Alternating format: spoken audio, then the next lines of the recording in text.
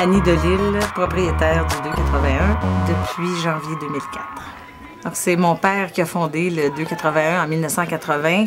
Il n'y a plus d'autres bars de danseurs pour les femmes au Québec.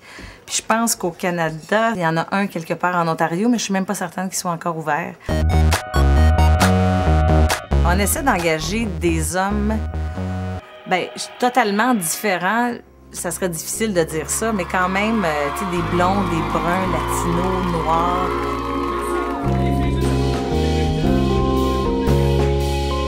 Idéalement, oui, j'ai des projets personnels, prendre des dérivés du 281 et faire autre chose ailleurs sur la planète. En fait, on n'aurait pas besoin d'avoir un bar comme tel. On pourrait avoir seulement des spectacles, des tournées. La formule n'est pas répandue, ça n'existe pas ailleurs. Étonnamment, j'ai trouvé un bar de danseurs au Portugal, à Lisbonne, alors qu'il n'y en a même pas à Paris.